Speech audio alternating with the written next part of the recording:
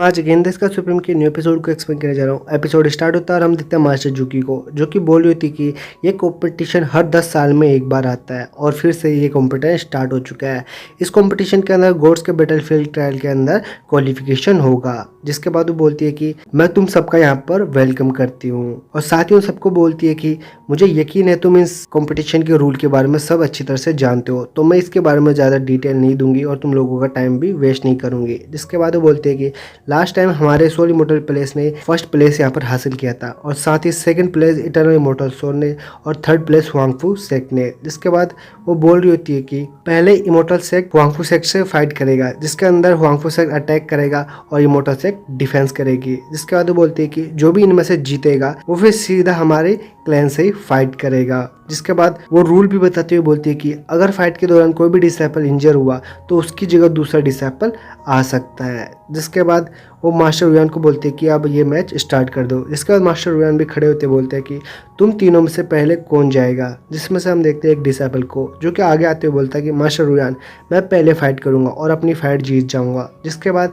Master रुयान भी उसकी बात मान लेता है और वो डिसाइपल उस एरिना के अंदर आके सीधा तेंगू को चैलेंज दे देता है और बोलता है कि तेंगू मैं तुमसे लड़ना चाहता हूँ डेथ बैटल। जिसके बाद वो बोलता है कि अगर तुम में हिम्मत है तो मेरा चैलेंज एक्सेप्ट करो। जिसके बाद तेंगू भी गुस्से में बोलता है कि ठीक है, अगर तुम्हें मरने की इतनी ही जल्दी है तो मैं तुम्हारी ये विश पूरी कर देता हूँ। जिसके बाद वो उस बैटलफील्ड के अंदर आ जाता है। तभी वो डिसाइपल अपनी पावर रिलीज करता है और तेंगू को गुस्से में बोलता है कि तुम्हारी हिम्मत कैसे हुई कि तुम इस टोनो मुझसे बात करो, अब तुम यहाँ पर मारे जाओगे। तभी हम देखते हैं तेंगू को, वो वहाँ पर सोच रहा होता है कि मार्शल गॉड सुप्रीम गुआंगसिंग का एक सोब्रिटोड है, अगर मैंने अपनी पावर यहाँ पर रिलीज कर दी तो ये ज़रूर मुझे पहचान जाएगा कि मैं किसका रीइंकारनेट हूँ, तो मुझे यहाँ पर पहले एक्शन नहीं लेना चाहिए और इसको पहले फर्स्ट मूव करने देना चाहिए, मैं इसको सिर्फ डिफेंड करूँगा। जिसके बाद हम देखते हैं उस डिसाइपल को, जो कि अपनी गोल्ड विंग का इस्तेमाल वहाँ पर कर लेता है, जिससे हम देखते हैं कि वहाँ बहुत ही ज़्यादा पावरफुल हो रहा है, चारों ओर फैल रहा होता है। तभी हम देखते हैं मास्टर तेंताई को, उन्हें पता चल जाता है कि ये डिसाइपल डिवाइन सोल रिंग के 5th लेवल का है। जिसके बाद वो तेंगू को बोलता है कि तेंगू तुम वहाँ से भाग जाओ। तभी वो डिसाइपल तेंगू को बोलता है कि तेंगू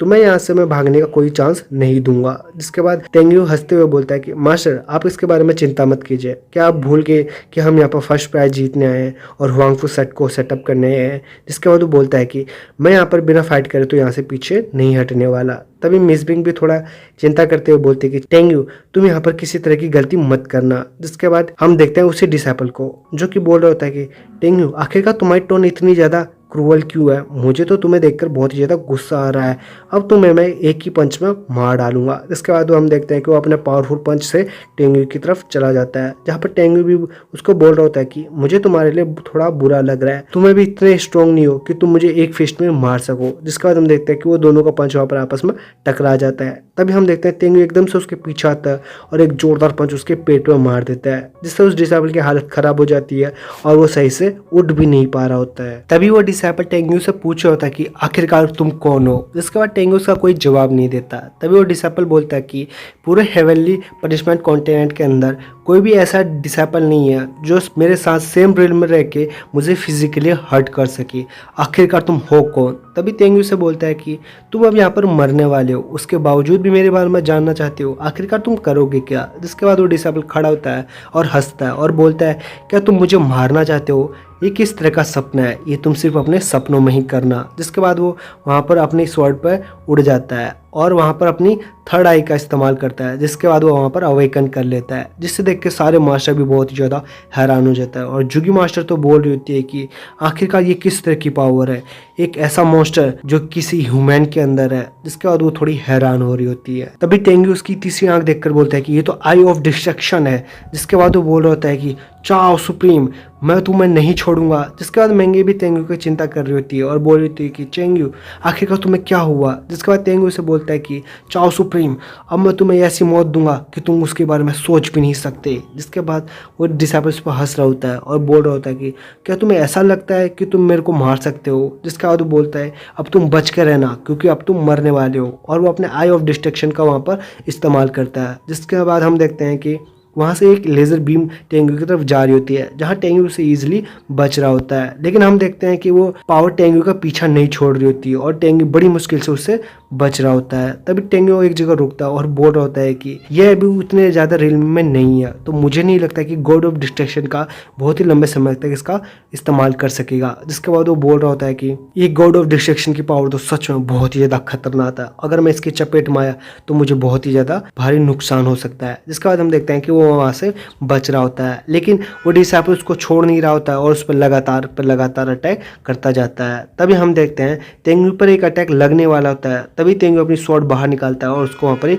खत्म कर देता है। जिसे देखकर वो डिसाइपल बोल रहा होता है कि क्या ये स्वॉर्ड तो शायद मैंने कहीं देखी सी लग रही है। तभी हम देखते हैं तेंगू को, और वो डिसाइपल उस पर ज़्यादा ध्यान नहीं देता और अपनी उसी पावर से तेंगू पर अटैक कर देता है, जहाँ तेंगू अपनी शील्ड से उस पर बच रहा होता है, लेकिन बड़ी मुश्किल से उसे बच रहा होता है। तभी हम देखते हैं कि उस डिसाइपल ने अपनी ऑलमोस्ट पूरी पावर का इस्तेमाल कर देता है और उसकी शील्ड वहीं पर ही तोड़ देता है, जहाँ पर हम देखते हैं कि चारों तरफ तबाही हो चुकी थी और सारे मास्टर और डिसाइपल बहुत ही ज़्यादा हैरान हो चुके थे। तभी हम देखते हैं कि वो डिसाइपल हंस रहा होता है और सोच रहा है कि तेंगू मारा जा चुका है। तभी हम देखते हैं कि वहाँ से डस्ट हटती है और तेंगू जिंदा होता है, जिसे देखकर वो डिसाइपल बोलता है कि तेंगू क्या तुम अभी तक नहीं मरे। जिसके बाद तेंगू गुस्सा था और वो खड़ा होते बोलता है कि मैंने अभी तक तुम्हें मारा नहीं, तो बिना तुम्हें मारे भला मैं कैसे मर सकता हूँ। जिसके बाद तेंगू अपनी फुल पावर का वहाँ पर इस्तेमाल करना स्टार्ट कर देता है और अपनी होमवर्क स्वॉर्ड से वहाँ पर एक बैरियर बना देता है, जिसे देखकर वो डिसाइपल बहुत ही ज़्यादा हैरान हो जाता है और साथ ही सारे के सारे मास्टर भी बहुत ही ज़्यादा हैरान हो जाते हैं। मास्टर तेंता है तो बहुत ज़्यादा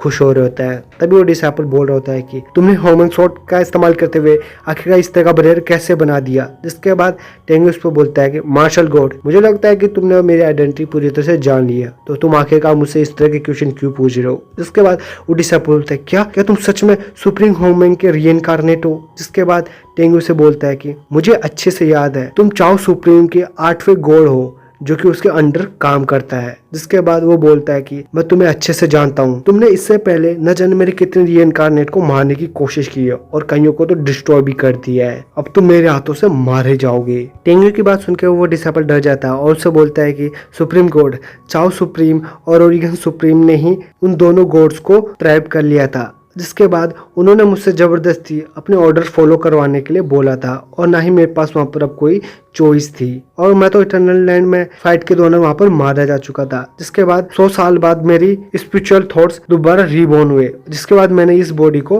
पा लिया। जिसके बाद वो बोलता है कि अगर तुम चाहते हो तो मैं तुम्हारा लॉयल बनने के लिए तैयार हूँ और तुम्हारी सारी बातें मानूंगा। जिसके बाद बोलता है कि अगर आप ये नहीं चाहते तो मैं आपके रास्ते से हट जाऊंगा और कभी भी आपके सामने नहीं आऊंगा। जिसके बाद हम देखते हैं तेंगू को बहुत ही ज़्यादा गुस्सा आ जाता है और वो स्वॉर्ड लेकर उसके गर्दन पर रख देता है। जिसके बाद तेंगू से बोलता है कि तुमने दोनों जायंट गॉड्स के बहुत सारे डिसाइपल्स और उनके क्लैन को ऑलमोस्ट खत्म कर दिया है और तुम अब मुझे ये बोल रहे हो कि तुम्हारी मेरे साथ कोई दुश्मनी नहीं है और मैं तुम्हें यहाँ पर जिंदा छोड़ दूँ। जिसके बाद वो बोलता है कि तुम बहुत ही बड़े शैतान हो, तुम मेरे हाथों से आज मारे जाओगे। जिसके बाद तेंगू उससे उस स्वॉर्ड से मारने की कोशिश करता है, लेकिन हम देखते हैं कि वो डिसाइपल वहाँ से बच जाता है और तेंगू के पीछे आते बोलता है कि तेंगू, मैंने तुम्हें सुप्रीम लॉर्ड कह के बोला, तो इससे तुम ये मत समझना कि तुम यहाँ पर सबसे बड़े हो। ये चीज मत भूलो कि तुम भी यहाँ पर रीइंकार्नेट हुए हो और तुम पहले की जैसे पावरफुल नहीं रहे। तुम और मैं दोनों ऑलमोस्ट सेम है और साथ ही तुम्हारी तो सोल रिंग भी ग्रेट परफेक्शन रिल में ही है। जिसके बाद वो बोलता है कि